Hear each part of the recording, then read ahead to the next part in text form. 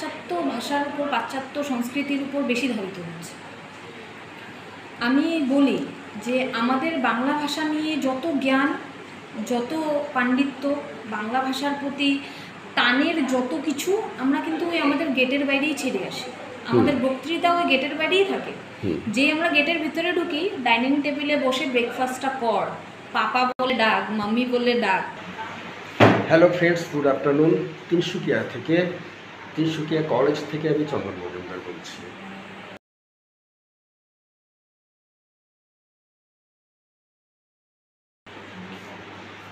আমি এসেছি তিনসুকিয়া কলেজে বাংলার অধ্যাপিকা শ্রীমতী শিলি দত্তের সঙ্গে কথা বলবো। উনি অধ্যাপিকার সঙ্গে একজন কবি, ভালো কবি, ওনার সঙ্গে একটু কথা বলবো কবিতা নিয়ে। নমস্কার। নমস্কার। আপনার সঙ্গে কবিতা নিয়ে একটু কথা বলবো। আপনার কবিতা লেখার শুরু কি ছোটবেলা থেকেই? ছোটবেলা থেকে বলতে আমি কবিতা, ছোটবেলা থেকেই বলতে পারেন। আমি কবিতা সোশ্যাল মিডিয়াতে আপলোড তখন করতাম। তখন পর্যন্ত আমি নিজস্ব যে দিনলিপি বা ডায়েরি যে রয়েছে সেখানে আমি কবিতা লেখা করতাম। তারপর আস্তে আস্তে আমি যখন গুয়াহাটি ইউনিভার্সিটিতে গেলাম, গুয়াহাটি বিশ্ববিদ্যালয়ে যখন পড়াকালীন আমার কলকাতার একটি গ্রুপ সংসপ্তক বলে, সেখানে অ্যাডমিন প্যানেলে আমাকে লেখা হবে এবং সেখান থেকে আমি নিয়মিত কবিতা লেখা শুরু। সেখান থেকেই আমার সূত্র কবিতা। আমি কবিতা অনুবাদও করেছি, অনুবাদ করে আমি বেশ ভালোবাসি। অসমীয়া কবিতাগুলো আমি বাংলায় অনুবাদ করছি এবং নিজস্ব কিছু কবিতাও রয়েছে, কবিতাও লিখেছি। আমার মনে হয় কবিতা জিনিস, কবিতার মধ্যে নিজস্ব রাগ, অভিমান এবং ব্যক্তিগত জীবনের প্রতিফলন ঘটানো যায়, যেটা শুধু নিজের থাকে, তারপর পাঠকের উপর ছেড়ে দেওয়া হয়, সেটাকে পাঠক নিজের মতো করে গ্রহণ করে। আর আধুনিক কবিতা সম্বন্ধে আপনার কি অভিমত? আধুনিক কবিতা সম্পর্কে আমি বলতে চাই যে আধুনিক কবিতাগুলো, এখন যদি আমরা বলতে চাই, আধুনিক কবিতা বেশিরভাগ রোমান্টিক কবিতাই গ্রহণযোগ্য বলে মনে হচ্ছে। বর্তমান যুব প্রজন্মকে যদি আমরা বাংলার ঠুলি নিয়ে যাই, আজকালকার দিনে বাংলা পড়াশোনা খুব কমই হচ্ছে এবং মানুষ খুব পড়ে, খুব কম। স্বল্পের মধ্যে মানুষ বেশি জ্ঞান আহরণ করতে চায়। সেই জিনিসটাকে মাথায় রেখে আমার মনে হয় খুব সহজ সরল ভাষায় নিজের ভাবটাকে কবিতার মধ্যে যদি ফুটিয়ে তুলি এবং সেটাকে যদি আমি তাদের উপর ছেড়ে দিই, তারা নিজের মতন করে যদি গ্রহণ করতে পারে, সেটাই আজকের দিনে দৈনন্দিন জীবনের তাদের পথ চলার সঙ্গে যদি মিলে যায়, তাহলেই সেটা তারা গ্রহণ করবে এবং সেটা তারা নিজের মতো করে সেটাকে উপস্থাপিতও করবে এবং নিজের মনের মধ্যে একটা জায়গা করে নিতে পারবে। আর না, বলছিলাম কি, আগে যেটা ছিল রবীন্দ্রনাথ বা অন্যান্য আগের যারা কবি ছিলেন, তাদের যে কবিতা, বর্তমান আধুনিক কবিতাগুলো একটু দুর্বোধ্য। দুর্বোধ্য। সে বিষয়ে আপনার কি অভিমত? আমি বলবো না, আমার মনে হচ্ছে যে একটা কথা আছে, flow with the generation. Generation gap নিয়ে কথা আছে, কিন্তু রবীন্দ্রনাথ আজকের যুগেও ততটুকুই প্রযোজ্য যতটুকু তখন ছিল। না, সে তো 100 বার। রবীন্দ্রনাথকে আমার মনে হয় না কোনো বাঙালি কবি বর্তমান আজকের দিনে যারা ধরে কবিতা লিখছে, বাংলায় কবিতা লিখছে, বিশেষ করে আমি আসামের কথা বলবো, আমি কলকাতার কথা বলছি না, কারণ ওখানে বাংলা পড়া হচ্ছে, বাঙালি সংস্কৃতি রয়েছে। আমাদের এখানে হচ্ছে আমরা বিভিন্ন সংস্কৃতির মধ্যে বাস করছি। এখন ধরুন আমরা যেমন পয়লা বৈশাখ পালন করি, তেমনি আমরা কিন্তু বিহু বেশি বলি। পয়লা বৈশাখ কম বলি, আমরা বিহু বেশি বলি। আমার মনে হচ্ছে যে রবীন্দ্রনাথকে যে আজকের দিনে, আজকের জায়গাতে, আসামের মতন জায়গাতে, আসামে দাঁড়িয়ে যারা বাংলা কবিতা লিখছেন, আমার মনে হয় না রবীন্দ্রনাথকে ছেড়ে দিয়েছেন বা রবীন্দ্রনাথকে ছেড়ে কিছু লিখছেন। আমি আমার অনেক কবিতাতে আমি রবীন্দ্রনাথের লাইন টেনেছি, সেটার মধ্যে রবীন্দ্র কথা টেনেছি। প্রেমের কবিতা বলুন, কোনোখানে রবীন্দ্রনাথ বাদ যায়নি। তো আমার ঠিক দুর্বোধ্য মনে হয় না, আমার মনে হচ্ছে চিন্তার একটা তফাৎ ঘটেছে। তো সেটাকেই ওরা যে ভাষাতে ওখানে প্রতিষ্ঠিত করতে চাইছে, সেই ভাষা ওদের কাছে ভাষা আয়ত্তে আছে, সেটাই ওরা গ্রহণ করছে বলে আমার মনে হচ্ছে। আমার ঠিক দুর্বোধ্য মনে হচ্ছে। আমার মনে হচ্ছে যে ওরা নিজের চিন্তাটাকে ওই ভাষার মধ্যে ওইভাবেই ওরা বলতে চাইছে এবং করতে চাইছে এবং সেটাকেই নিজের হ্যাঁ। মতো করে সেখানে কবিতা হ্যাঁ। লিখে প্রকাশ করছে। হ্যাঁ হ্যাঁ আমার না ঠিক রবীন্দ্রনাথের কবিতা যেরকম যেটা উনি লিখেছেন আমরা একটু বুঝতে পারি, বুঝতে যেমন এখনকার যারা কবি, যেমন দেশ টেসে যেগুলো কবিতা ছাপা হয় সেগুলোতে কবি এক ভাব লেখেন, হয়তো পাঠক অন্যভাবে চিন্তা ভাবনা করেন, হ্যাঁ সেটাও হতে পারে। সেটাই কিন্তু আগের রবীন্দ্রনাথ বা অন্যান্য কবিরা যেগুলো লিখেছেন, সুনীল গাঙ্গুলির কিছু কবিতা আমরা পড়তে পারি, শঙ্খ ঘোষের কবিতা। শঙ্খ ঘোষের কবিতা আমরা বুঝতে পারি। হুম। কিন্তু সেই জায়গায় আমরা বুদ্ধদেব বসুর কবিতা কি বুঝতে পারি? হ্যাঁ না বুদ্ধদেব সেই বসুর কবিতা তো আমরা তেমন ভাবে মানে আমাদের কাছে যেমন যে আধার আলোর অধিক, হ্যাঁ। বুদ্ধদেব বসুর যে কবিতাগুলো হ্যাঁ। সেগুলোও কিন্তু দুর্বোধ্য। আমরা হ্যাঁ। শুধু এখনকার দিনেই দুর্বোধ্য বলে হ্যাঁ। হচ্ছে বলে আমরা সেটা মানে মনে করি না। হুম। হ্যাঁ, বুদ্ধদেব বসুর কবিতা কঠিন, দুর্বোধ্য ছিল, কিন্তু সেটার ভিতরে একবার ঢুকে গেলে আমার মনে হয় যে হ্যাঁ। এমনই চলছে। আমার হ্যাঁ। ঠিক খুব একেবারে হ্যাঁ। একেবারে দুর্বোধ্য বলে আমার ঠিক মনে হয় না। হ্যাঁ হ্যাঁ হ্যাঁ, আমার মনে হয় যে চিন্তার প্রকাশ, ওদের চিন্তা, ওরা বিভিন্নভাবে যে আজকের দিনে ধরুন যে টেকনোলজি চলছে বা যেটা চলছে, ওরা ওই টেকনোলজি শব্দটাকে ওটার বাংলা পরিভাষাকে ওটা খুঁজবে না। হ্যাঁ। কবিতাতে ওরা কিন্তু টেকনোলজি বলেই ব্যবহার করবে। হ্যাঁ হ্যাঁ হ্যাঁ আমরা আজকে ধরুন বাড়ি বল, কলকাতার বাঙালিরা তো বাড়ি বলবো, আমি অনুবাদ করতে গিয়ে আমি ঘরেই বলছি, হ্যাঁ। ঘরে যাবো। আমরা বাড়ি খুব কম বলি, হ্যাঁ। আমি বাড়ি যাব। কলকাতার ভাষাতে ঘর বলতে কক্ষকে বোঝাচ্ছে, হ্যাঁ। একটা কক্ষ। হ্যাঁ। কিন্তু আমি যখন লিখছি আমি কিন্তু ঘরেই বলছি, আমি ঘরে যাচ্ছি, মা ঘরে নেই, আমি ঘরে যাব, হ্যাঁ। তাই তো? হ্যাঁ। তো আমার মনে হচ্ছে flow with the generation gapping এর ফলে বা নবপ্রজন্মের সঙ্গে ভেসে যেতে হলে ওরা যে চিন্তা, ওরা যে পারিপার্শ্বিক যে পরিবেশ পরিস্থিতি দেখছে সেটাকেই কিন্তু ওরা ব্যবহার করছে। হ্যাঁ। সেটাকেই ওরা টেকনোলজির যুগে এসে সেটাকেই ওরা সেখানে নিজের লেখার মধ্যে প্রস্ফুটিত করতে চেষ্টা করছে। হ্যাঁ। আমি এটাই মনে করি। হ্যাঁ না ঠিকই। আবার ওদিকে বলতে গেলে সুভাষ মুখোপাধ্যায়, তারপরে জীবনানন্দ দাশেরও কবিতা আমরা বুঝতে পারি, অতটা অসুবিধে হয় না। হ্যাঁ। তো আমি সেটাই বলছি, ধরুন জীবনানন্দ দাশ বা রবীন্দ্রনাথের পর আপনি যদি ধরেন আরও আমি যাদের নাম বলছি, বুদ্ধদেব বসু বা ওনাদের কথা যদি বলতে যাই, ওনাদের কবিতা কিন্তু কঠিন রয়েছে, কঠিন দুর্বোধ্য রয়েছে। আরেকটা ব্যাপার রয়েছে, ওই যে কম কথার মধ্যে বেশি ভাব প্রকাশ করা, কারণ আজকের দিনে মানুষ বেশি পড়েন না। আমরাই তো দেখবেন হোয়াটসঅ্যাপে যদি খুব বড় বড় মেসেজ আসে আমরা কিন্তু পড়ি, আমরা একটু দেখে নিই সেটার থেকে। তো কম ভাষার মধ্যে বেশি ভাবকে প্রকাশ করা, বা আমি আমার মতো করে 4টা লাইন লিখলাম, বাকিটা আমি ছেড়ে দিলাম পাঠকের উপর, এই একটা চিন্তা, এই একটা ভাবনার মধ্যে আজকের প্রজন্ম বিরাজ করছে। তো এই ভাবনাটাকে সম্পূর্ণরূপে আমরা সম্মান জানাতে হবে এবং সেটাকে গ্রহণ করে এবং সেটাকে নেওয়ারও আমাদের ক্ষমতা থাকতে হবে। ছাত্রছাত্রীদের আপনি বাংলা পড়া বা বাংলা কবিতা লেখা, বাংলা সাহিত্য চর্চা করা জন্য কী কী কাজ করছেন, কী কী করবেন?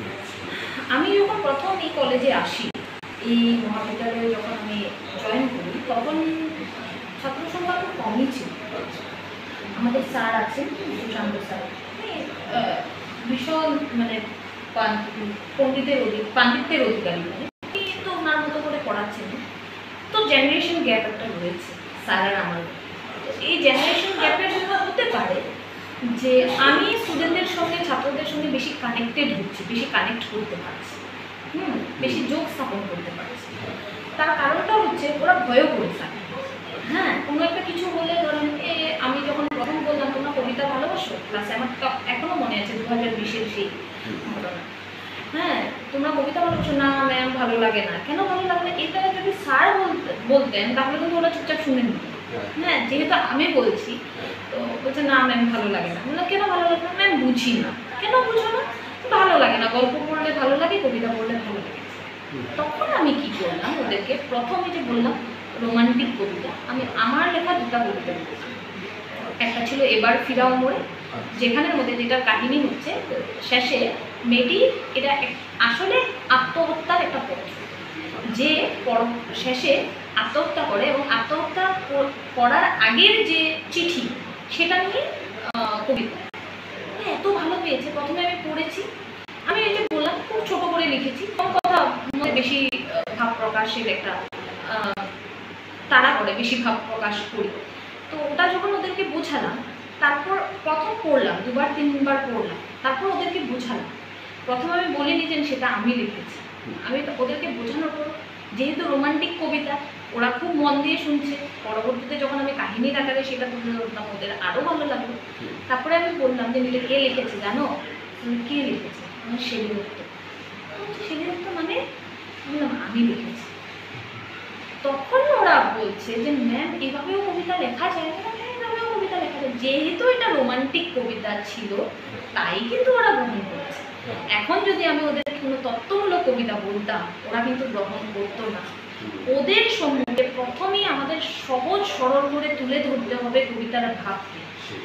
ওরা যদি এটার সঙ্গে যোগ স্থাপন করতে পারে, তখনই কিন্তু ওরা অতলে ডুববে, না হলে ডুববে না, না হলে ডুববে না। বর্তমান প্রজন্মকে, আর ওরা খুব প্রশ্ন করে, ওরা খুব প্রশ্ন করে। আমি যদি এখন বলি যে তোমরা এই কবিতা নিয়ে লিখো, এটা নিয়ে লিখো, তত্ত্ব কথা নিয়ে, ওরা দৈনন্দিন জীবনের কাজ কি, আর দৈনন্দিন জীবনের কাজ কি ওদের বোঝাতে গেলে ওদের ওই ক্ষমতাও তো থাকতে হবে বোঝার জন্য। ওরা তো মাত্র আসছে, বিশ্বাস করবেন না, ওই ব্যাচে আজ অনেক স্টুডেন্ট লেখালেখি করছে, এবং তার থেকে ওই ব্যাচেরই একজন স্টুডেন্টের, একজন ছাত্রের লেখা, মানে অনেকজন কবিতা দিয়েছে, তার মধ্যে ওর কবিতা সিলেক্ট হয়েছে, এবং সে নগর কীর্তন বলে কবিতা পাবলিশ করেছে, যেটা গুয়াহাটি পত্রিকা থেকে পাবলিশ হয়ে বেরিয়েছে।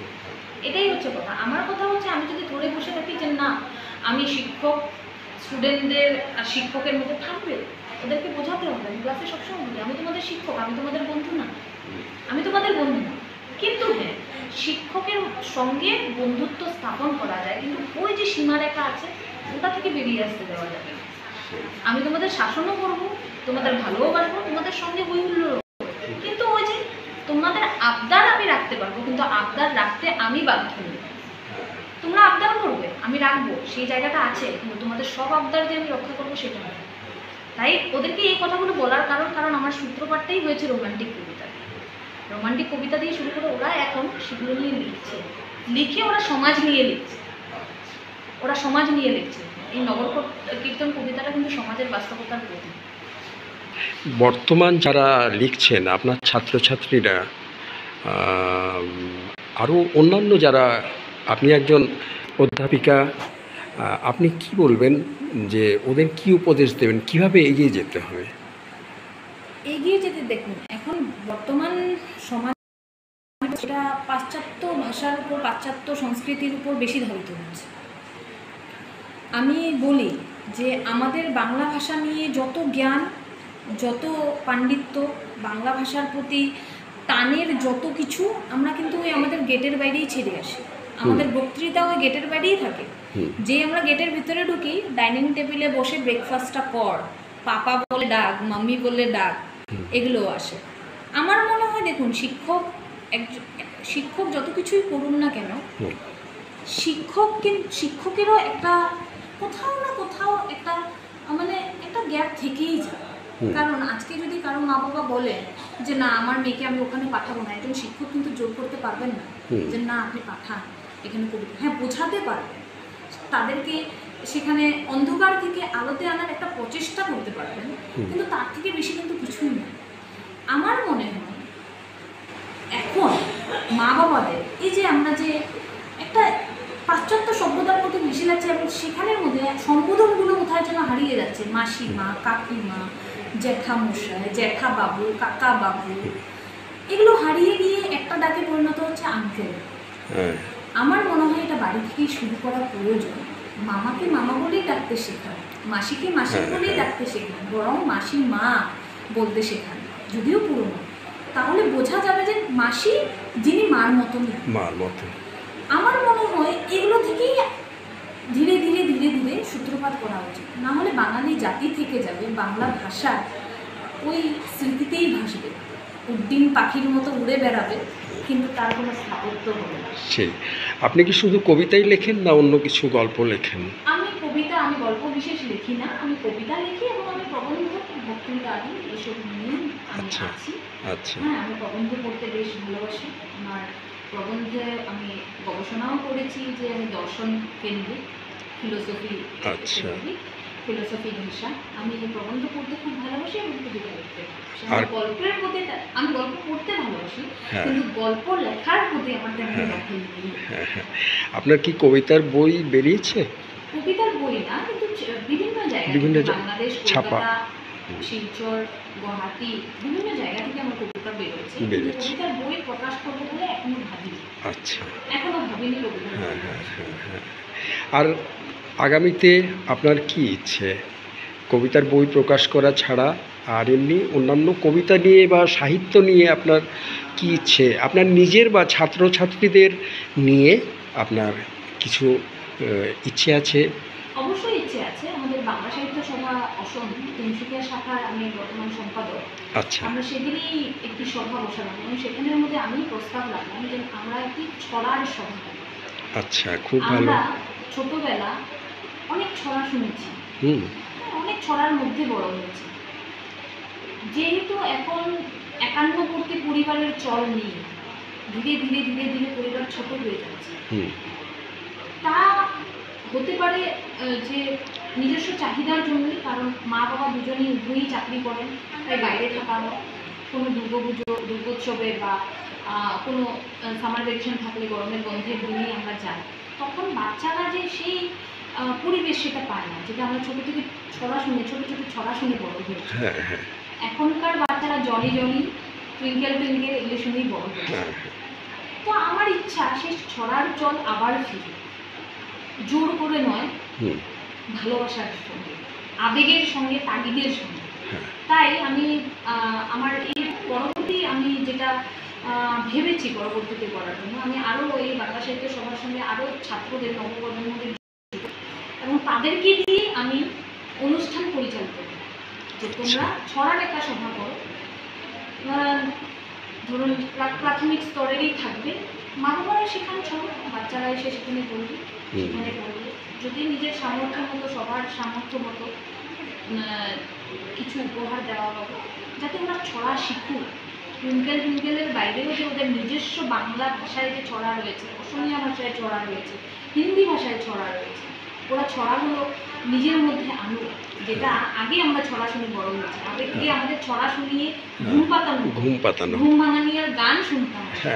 হ্যাঁ, সেগুলো চল আবার ফিরুক, সেটারই একটা প্রচেষ্টা, ক্ষুদ্র প্রচেষ্টা, কিন্তু আমার মনে হয় সে তার আলো অনেক, তা আলো বিকীর্ণ করবে অনেক। এভাবেই আমার মনে হয় ক্ষুদ্র ক্ষুদ্র প্রয়াসের দ্বারা একটা বিরাট আকার ধারণ করবে। যেমন ক্ষুদ্র ক্ষুদ্র প্রবালটিদের দ্বারা একটা বিরাট দ্বীপ হয়, আমাদের জগদীশচন্দ্র বসু তার মন্ত্রের স্বাধীন প্রবন্ধে লিখে গেছে। তাই আমার মনে হয় এই ক্ষুদ্র ক্ষুদ্র প্রয়াসের দ্বারাই আমরা প্রথমেই যদি বড় কিছু ভাবতে চাই হবে না, বর্তমান প্রজন্ম গ্রহণ করবে না।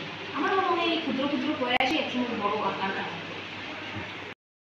ঠিক আছে, আপনাকে অনেক ধন্যবাদ জানাই। ধন্যবাদ। আপনি সময় দিলেন, কথা বললেন। ধন্যবাদ। ডক্টর শেলী দত্তের সঙ্গে অনেক কথা আলোচনা করলাম, কথা বললাম। আজকের ভিডিও এখানে শেষ করি। ভিডিওটি কেমন লাগলো কমেন্ট করে জানাবেন, লাইক শেয়ার সাবস্ক্রাইব করবেন। ভালো থাকবেন, দেখা হবে পরবর্তী ভিডিওতে। আবার আসিব ফিরে ধানসিঁড়িটির তীরে, এই বাংলায় হয়তো মানুষ নয়, হয়তো বা শঙ্খচিল শালিকের বেশে, হয়তো ভোরের কাক হয়ে এই কার্তিকের নবান্নের দেশে কুয়াশার বুকে ভেসে একদিন আসিব এ কাঁঠাল ছায়ায়। হয়তো বা হাঁস হব, কিশোরীর ঘুঙুর রহিবে লাল পায়, সারাদিন কেটে যাবে কলমির গন্ধ ভরা জলে ভেসে ভেসে। আবার আসিব আমি বাংলার নদী, মাঠ, ক্ষেত ভালোবেসে, জলাঙ্গির ঢেউ ভেজা বাংলার এ সবুজ করুণ ডাঙায়। হয়তো দেখিবে চেয়ে সুদর্শন উড়িতেছে সন্ধ্যার বাতাসে, হয়তো শুনিবে এক লক্ষ্মী পেঁচা ডাকিতেছে শিমুলের ডালে, হয়তো খইয়ের ধান ছড়াতেছে শিশু এক উঠানের ঘাসে।